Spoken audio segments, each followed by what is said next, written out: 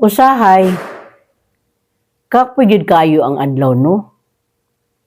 Ura gusto natang muhilom, muhunong, ug matulog na lang para mawala ang tanan.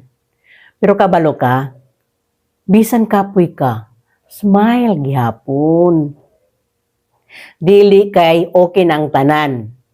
Pero kabalo ka, nga ma-okay na ang tanan puhon.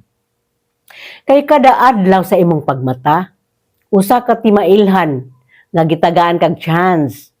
Chance para magpahulay og magpadayon. Busa kung gikapoy ka, pahulay gamay. Ginhawag lawom unya smile. Kay naara gihapon ang mga rason para malipay ug magpasalamat. Thank you for watching.